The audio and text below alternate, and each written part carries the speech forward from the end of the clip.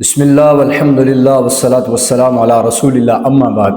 چند دن قبل میں نے مولانا سعد صاحب دامت برکاتہم العالیہ کے حق میں ایک کلپ ریکارڈ کروایا، اور جس کے اندر میں نے مولانا سعد صاحب جو اس کے مستحق، اس سے بھی زیادہ کے مستحق کے چند کلمات کہہ دیے، تو اس پر جو میری ذاتیات اور مجھے طرح طرح کی باتیں کسی کی اس ویڈیو کے کمنٹ میں آپ جا کر پڑھ سکتے ہیں۔ مولانا سعد صاحب کے ساتھ اگر آپ کا اختلاف ہے تو اس اختلاف کا یہ مطلب نہیں کہ آپ کیمرہ آن کریں، مائک لگائیں اور جو جی میں آ رہا ہے آپ منہ سے نکال دیں۔ یہ اختلاف کا حل نہیں ہے، بلکہ یہ انتشار پھیلایا جا رہا ہے، امت کا مزید بٹوارہ کیا جا رہا ہے، اور لوگوں کے دلوں سے علماء کی محبت ختم کی جا رہی ہے اور نفرت کو بٹھایا جا رہا ہے۔ یہ کبھی بھی اس کا حل نہیں ہے۔ آپ کا مولانا سعد صاحب کے ساتھ اختلاف ہے، الہام کسے کہتے ہیں، الہام کی شرعی حیثیت کیا ہے، اس پر ایک پوری ویڈیو آئے گی انشاءاللہ۔ حاج اللہ مہاجر مکی صاحب رحمۃ اللہ علیہ، ان کے پاس علم نہیں ہے لیکن الہام ہے۔ حاج عبدالوہاب صاحب رحمۃ اللہ علیہ، علم نہیں ہے، الہامی باتیں۔ تو صرف توپوں کا رخ مولانا سعد صاحب کی طرف کیوں ہے؟ کیا ان پر وہ اللہ والے نہیں ہیں؟ ان پر الہام نہیں ہو سکتا؟ ان پر تو جھوٹ اور دھوکے باز اور فراڈیا اور پتہ نہیں کیا کیا الزامات کسے جا رہے ہیں، اور حدیث کی غلط تعویل کرنے والا، حدیث میں جھوٹ بولنے والا، قرآن میں جھوٹ بولنے والا، نعوذ باللہ پتہ نہیں کیا کیا باتیں کہی جا رہی ہیں۔ اس پر جلد میں بیان ریکارڈ کرواؤں گا۔ لیکن مولانا سعد صاحب دامت برکاتہم العالیہ نے شیخ الاسلام تقی عثمانی صاحب دامت برکاتہم العالیہ کے بارے میں کتنے سنہری الفاظ کہے، اور یہ وہ الفاظ ہیں جن کو سونے کے پانی سے لکھا جائے تب بھی ان کا حق ادا نہ ہو۔ ایک بڑا ہی بڑے کی حیثیت کو پہچان سکتا ہے، ایک عالم دین ہی عالم دین کے مرتبے مقام کو پہچان سکتا ہے۔ اور مولانا سعد صاحب نے کیا فرمایا شیخ الاسلام تقی عثمانی صاحب کے بارے میں؟ وہ شیخ الاسلام جن کے عجم تو عجم عرب بھی نام کے گیت گنگناتے۔ آپ سب سے پہلے مولانا سعد صاحب کی یہ گفتگو سماعت فرمائیں۔ اور سب سے بڑھ کر میں تو کہتا ہوں کہ اس زمانے میں سب سے بڑی نعمت عظمیٰ جو امت کو ملی ہوئی ہے مفتی تقی عثمانی، جنہوں نے خاص طور پر جدید مسائل میں امت کو وہ رہبری کی ہے کہ اس کی مثال دور تک ہمیں نہیں ملتی ہے، کہیں نہیں ملتی ہے۔ اور اب تو حضرت نے جو کمال کیا ہے، میں تو کہتا ہوں اس زمانے کے مدون اعظم ہیں مفتی تقی عثمانی، اس زمانے کے مدون اعظم ہیں۔ تدوین حدیث پر جو نیا کام کیا ہے، میں بھی تھا مجھے بڑا میں ملاقات کے لیے، تو مجھے خوشخبری سنانے لگے کہ خوشخبری ہے، میں نے کہا جی فرمائیں۔ تو فرمانے لگے کہ میں نے حدیث پر یہ کام کیا ہے اور ساری احادیث کو جمع کر دیا ہے، اس لیے کہ جتنی بھی احادیث پر کام ہوئے ہیں ہر ایک نے اس کی تبلیغ اپنے، تو فرمایا کہ تدوین حدیث پر ہر ایک نے اپنا کام کیا ہے۔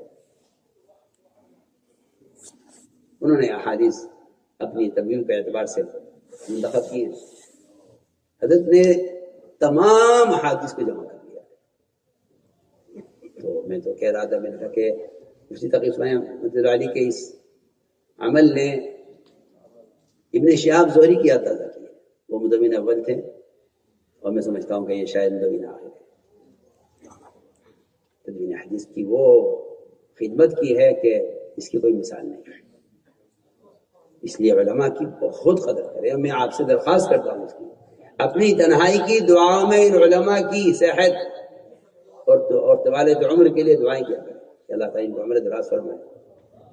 اللہ تعالیٰ یہاں کے اساتذہ اور خاص طور پر حضرت کو، میں تو ناراض آدمی ہوں، نے درخواست کی تھی کہ آپ بیان فرمائیں، میں بیٹھ کے سنوں، لیکن حکم آگے نہیں یہ کہنا ہے، تو میں بیٹھ گیا ورنہ اللہ تعالیٰ آپ حضرات کو، آپ کے مدرسے کو، طلباء کو، اساتذہ کو، خدام کو سب کو جزائے خیر عطا فرمائے۔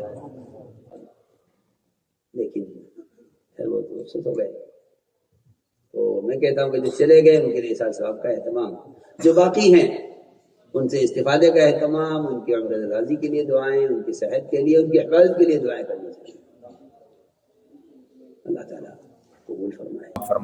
تو یہ صرف محبت کا اظہار نہیں ہے، بلکہ دعوت بھی دی جا رہی ہے کہ ہم اپنے علماء کو پہچانیں، ہم اپنے علماء کی قدر کریں، ہم اپنے علماء سے جڑ جائیں، ہم اپنے علماء کی مجلسیں اٹینڈ کریں، محفلیں اٹینڈ کریں، ان کے واعظ سنیں، ان کی محفلوں میں جائیں، ان کی صحبت سے فائدہ اٹھائیں۔ یہ بہت بڑی دعوت، بہت بڑا پیغام ان کو بھی دیا جا رہا ہے جو چند لونڈے لپاڑے ہیں اور شیخ الاسلام کی ذات کو ٹارگٹ نشانہ بناتے ہیں، یہ علماء پر واہیات کس رہے ہوتے ہیں، ان کو بھی پیغام دیا جا رہا ہے کہ ہمیں اپنے علماء کی قدر کرنی چاہیے۔ اللہ کا قرآن کہہ رہا ہے انما یخشی اللہ من عبادہ العلماء، بندوں میں سب سے زیادہ جو ڈرنے والے اللہ سے ہیں وہ علماء ہیں، وہ انبیاء کے وارثین ہیں۔ اللہ کے نبی فرما رہے ہیں العلماء ورثۃ الانبیاء، کہ علماء انبیاء کے وارثین ہیں، علماء انبیاء کے جانشین ہیں۔ میں مولانا الیاس گھمن صاحب دامت برکاتہم العالیہ کا بیان سن رہا تھا، جس کے اندر وہ یہ فرما رہے تھے کہ عالم کا دفاع صحابی کا دفاع ہے، صحابی کا دفاع رسول اللہ کا دفاع ہے، رسول اللہ صلی اللہ علیہ وسلم کا دفاع قرآن کا دفاع ہے، اور قرآن کا دفاع اللہ کا دفاع ہے۔ کتنی بڑی انہوں نے دلیل دے دی۔ کیوں ان کا دفاع ضروری ہے؟ اس وجہ سے ضروری ہے کہ اگر عالم دین کو ٹارگٹ نشانہ بنایا جائے گا، اس کے بعد پھر صحابہ پر تبرہ ہوگا، اس کے بعد صحابی کو نشانہ بنایا جائے گا، صحابہ کے بعد پھر حضور کی ذات، حضور کی ذات کے بعد قرآن، قرآن کے بعد پھر ڈائریکٹ اللہ کو نعوذ باللہ طرح طرح کی باتیں کسنا شروع ہو جائیں گے۔ تو اس لیے علماء کا دفاع کرنا ہے۔ پھر قرآن میں اللہ فرما رہے ہیں قُلْ هَلْ يَسْتَوِي الَّذِينَ يَعْلَمُونَ وَالَّذِينَ لَا يَعْلَمُونَ، کہہ دیجئے کہ یہ جو جاہل ہیں، ان پڑھ ہیں اور جاننے والے، علم والے کبھی برابر نہیں ہو سکتے۔ اسی وجہ سے تو اللہ کا قرآن کہہ رہا ہے مَثَلُ الَّذِينَ حُمِّلُوا التَّوْرَاةَ ثُمَّ لَمْ يَحْمِلُوهَا كَمَثَلِ الْحِمَارِ يَحْمِلُ أَسْفَارًا، کہ اللہ کا قرآن کہہ رہا ہے کہ یہودیوں کے علم کی مثال ایسے ہے جیسے گدھے کے اوپر کتابیں رکھی ہوئی ہیں۔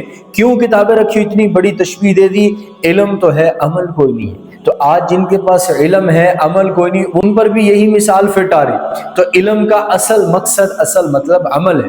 علم پر عمل آئے گا تو دنیا آخرت میں کامیابی ملے گی۔ تو علماء کرام دین کے معمار ہیں، ان کی رہنمائی آپ کو گمراہی سے بچائے گی، ان کی بے ادبی، ان کی بے عزتی، ان کو ٹارگٹ نشانہ بنانا یہ دین کے چراغ کو بجھانے کے مترادف ہے۔ تو سوشل میڈیا کے پلیٹ فارم پر مجلسوں کے اندر علماء کے اوپر طرح طرح کی عوام باتیں کس رہی، باتیں سنا رہی ہے۔ اس عوام کو باتیں کرنے کا موقع آپ یوٹیوبر صاحب نے دیا ہے۔ یہ جو یوٹیوب کے اوپر، فیس بک کے اوپر کیمرہ دھڑلے سے کھولا، مائک لگایا، مولوی صاحب کی یہ بات غلط، مولوی صاحب کا یہ جھوٹ، شیخ الاسلام صاحب کا یہ جھوٹ، طارق جمیل کا یہ جھوٹ، فلاں گھمٹ صاحب نے یہ بات کر دی، فلاں مولوی نے یہ بات کر دی، فلاں مولانا نے یہ بات کر دی۔ جب آپ کل کے فضلاء بڑوں کی پگڑیاں اچھالیں گے تو پھر یہ آپ عوام کے لیے دروازہ کھول رہے ہیں اور عوام کو تنقید کرنے کا موقع دے رہے ہیں اور عوام کو علماء سے دور کرنے کا موقع فراہم کر رہے ہیں کہ بے علم لوگ جن کو استنجے کے مسائل کا نہیں پتا، استنجے کی سنتوں کا نہیں پتا، وہ بھی مولویوں پر جو ہے تان تشنیع کر رہے تھے، اور اس کا دروازہ کھلوانے میں، تان تشنیع کا دروازہ کھلوانے میں آپ سر فہرست ہیں۔ تو اگر آپ کا اختلاف ہے تو اس کا مطلب یہ نہیں ہے کہ کیمرہ کھولو، مائک لگاؤ، دھڑلے سے شروع کر دو۔ آپ مولانا سعد صاحب سے اختلاف ہے، ان کی مجلس میں جائیں، حضرت آپ کی یہ بات پہنچی ہے تو مجھے شرح صدر نہیں ہو رہا، مجھے دلیل سے بات سمجھائیں۔ وہ آپ کو بات سمجھائیں گے، اگر سمجھ آئے فابہا، ورنہ اٹھ کر واپس آ جائے۔ اس کا یہ مطلب نہیں ہے کہ یہاں سوشل میڈیا کے اوپر اپنے اندر کا جو غصہ ہے سوشل میڈیا پر نکالیں اور یہ ساری عوام بھی سنے، عوام بھی متنفر ہو۔ آپ اگر دنیا کی کسی خطے سے ہیں، ساتھ ساتھ سے اختلاف ہے، آپ بیٹھیں حضرت جی کے پاس اور پوچھیں حضرت جی سے باتیں، حضرت جی میرا یہ مسئلہ ہے، میرا یہ مسئلہ ہے، مجھے آپ کی اس رائے پر اختلاف ہے، اس مسئلے پر آپ سے اختلاف ہے، مجھے سمجھائیں کہ حقیقت بات کیا ہے۔ مزہ بھی آئے گا نا، علماء کی صحبت میں جا رہے ہیں، آپ کو اجر بھی ملے گا، ثواب بھی ملے گا۔ عالم دین کی صحبت، سبحان اللہ۔ ایسے بے جا نفرتوں کا بازار گرم نہ کریں، ایسے بے جا جو ہے نفرتیں لوگوں کے دلوں میں علماء کی مت بٹھائیں، محبتیں بانٹیں، نفرتوں کو ختم کریں۔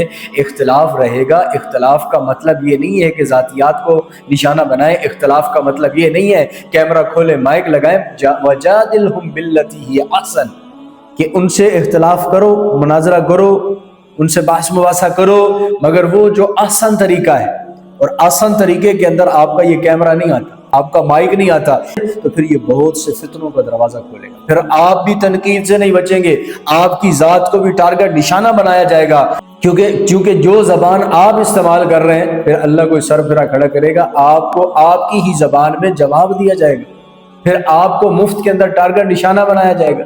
بہتر یہ ہے کہ اختلاف کو اختلاف کی حد تک رکھیں، سوشل میڈیا پر نہ لے کر آئیں، بلکہ جائیں وہاں جس حضرت جی سے اختلاف ہے ان کے پاس بیٹھیں، ان سے مسئلہ پوچھیں، آپ کو دلیل سے سمجھائیں گے، سمجھ آئے تو واپس آ جائیں، نہ سمجھ آئے تو آپ اختلاف رکھیں، آپ کے اس اختلاف پر بھی آپ کو اجر و ثواب ملے گا۔